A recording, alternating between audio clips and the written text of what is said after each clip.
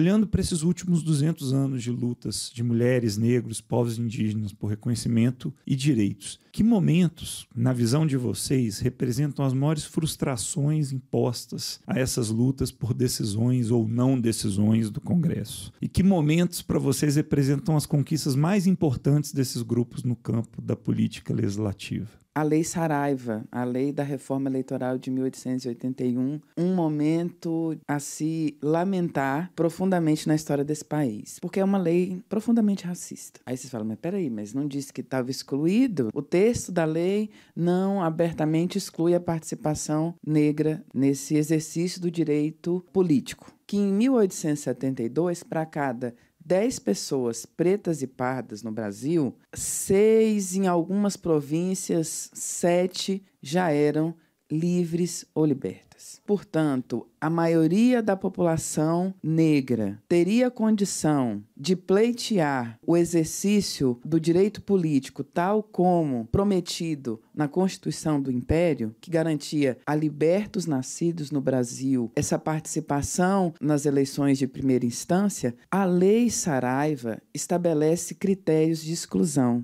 e esses critérios foram a alfabetização, saber ler e escrever, e o segundo, comprovar uma renda anual de R$200 mil,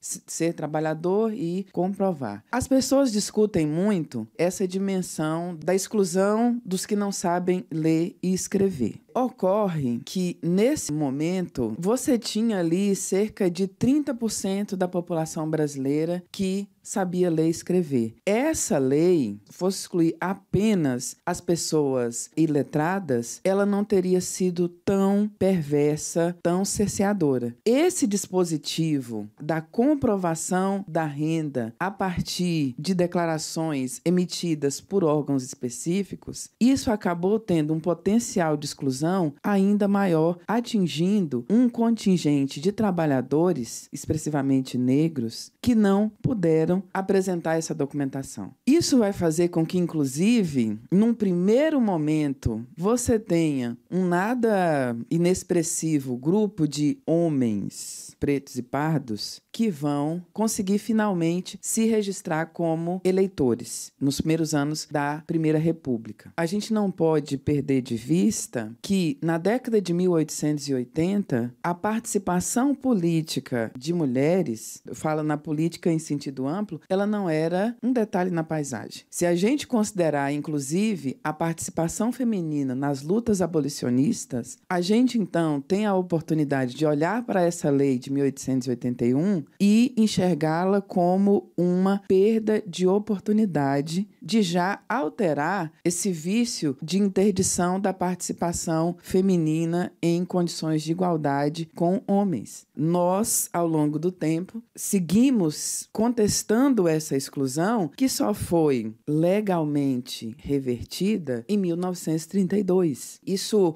se garante por lei e segue num esforço de naturalizar essa participação e que essa participação se dê de maneira autônoma. Eu chamo a atenção para essa lei e, sobretudo, destaco a alteração vivida na década de 80, em que mulheres, analfabetos, passam, então, a ter o direito político garantido. É importante que a gente fale sobre como foram produzidas exclusões, interdições, e como essas interdições foram sendo contestadas e revertidas. A tradição desse país é justamente mais tempo a gente passou excluindo a maioria da população do que garantindo legalmente essa presença. E aí, em termos de ganhos, eu queria destacar a Lei Afonso Arinos. É a primeira vez que a discriminação racial ela é tipificada como algo não acatado pela legislação brasileira. Se a gente hoje está discutindo a qualificação da injúria racial nos mesmos termos do chamado crime de racismo da Lei K.O., isso é resultado de um processo, ou tem um catalisador ali, que foi a Lei Afonso Arinos. E acompanhar a legislação é efetivamente percorrer processos de luta, porque eu conecto a tipificação do racismo,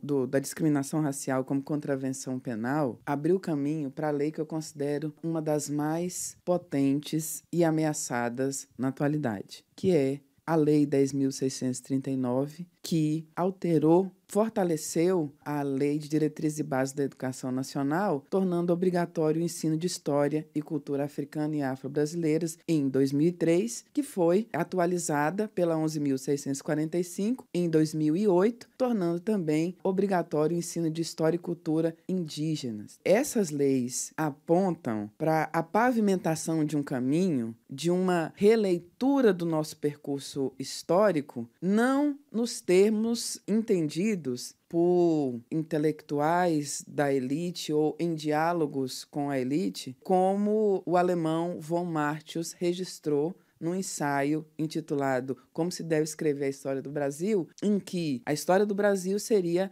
sobretudo, a afirmação da raça portuguesa em terras tropicais, vencendo os desafios de conviver com uma população indígena e negra, em que esses dois sujeitos coletivos, indígenas e negros, seriam incorporados à história dessa nação como elemento de medida da força, da grandeza da raça portuguesa. As leis 10.639 e 11.645 apresentam a possibilidade de uma outra matriz narrativa, em que não se trata de negar a presença portuguesa, presença europeia na história desse país, mas de reposicionar em condições de igualdade entre sujeitos históricos essa população negra e os povos indígenas, de modo que não se construa uma narrativa que negue as violências, mas em que a agência histórica desses sujeitos, em suas especificidades, altere a maneira como a gente tem pensado a nossa trajetória.